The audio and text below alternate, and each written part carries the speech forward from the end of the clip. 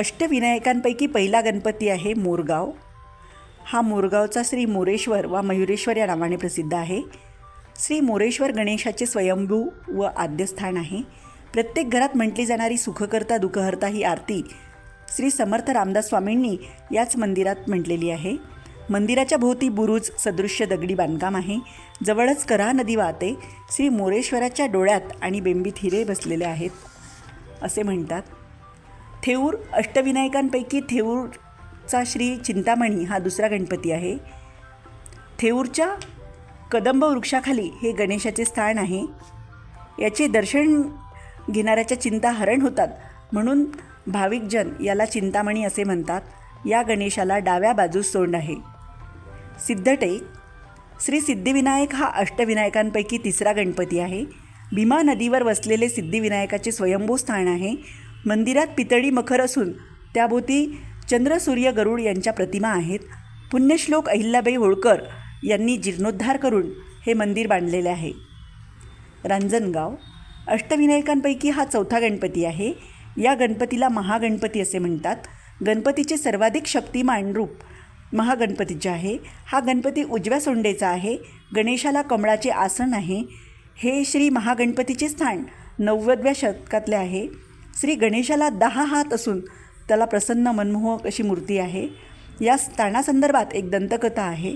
त्रिपुरासूर दैत्याचा नाश करण्यासाठी शंकराला श्री गणेशाचे नामस्मरण करून त्रिपुरासुराचा वध करावा लागला म्हणून या गणेशाला त्रिपुरार वंदे महागणपती असेही म्हटले जाते.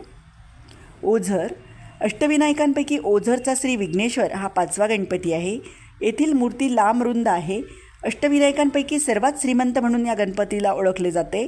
कुकडी नदीच्या तीरावर बसलेले हे मंदिर जागृत स्थान आहे. श्री गणेशाची स्वयंभू मूर्ती येथे आहे. मूर्तीच्या डोळ्यात माणिक असून कपाळावर हिरा आहे. ही प्रसन्न मूर्ती विघ्नांचे हरण करते म्हणून याला विघ्नेश्वर म्हणतात. लेण्यांद्री अष्टविनायकांपैकी 6वा गणपती लेण्यांद्रीचा आहे. श्री गिरिजात्मक श्री गणेशाची मूर्ती येथे स्वयंभू आहे. तसेच ती दगडावर कोरलेली आहे. मंदिरात दगडी खांब आहेत आणि त्यावर वाघ, सिंह, हत्ती आणि सुंदर नक्षीकाम केलेले आहे. मंदिरात जाण्यासाठी सुमारे 400 पायऱ्या आहेत. महड अष्टविनायकापैकी महडचा वरदविनायक हा 7वा गणपती आहे. हे स्वयंभू स्थान असून त्याला मठ असेही म्हणतात. या मंदिरासंदर्भात एक कथा प्रसिद्ध आहे. एका भक्ताला स्वप्नात देवळाच्या मागील तळ्यात पाण्यात पडलेली मूर्ती दिसली. त्याप्रमाणे त्या व्यक्तीने शोध घेतला आणि मूर्ती मिळवली. तीच या मंदिरातील प्रतिष्ठित केलेली मूर्ती आहे. ही मूर्ती सिंहासन आरूढ आहे. उजव्या सोंडेची आहे. इसवी सन 1726 पेशवे काळात हे मंदिर बांधले गेलेले आहे. हे मंदिर साधे कौलारू, मंदिराला घुमट आणि सोनेरी कळस आहे. पालीचा गणपती हा अष्टविनायकांपैकी 8वा गणपती आहे. या गणपतीला बल्लाळेश्वर असे म्हणतात. हे गणपतीचे स्वयंभू स्थान आहे.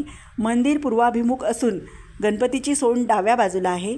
गणेशाचे कपाळ विशाल असून डोळ्यात हिरे आहे. मंदिर चिरेबंदी आहे आणि या मंदिरात प्रचंड घंटा आहे. अंबा नदीच्या परिसरात हे मंदिर वसलेले आहे. या तीर्थक्षेत्रात भाद्रपद महिन्यातील चतुर्थीला यात्रा भरते.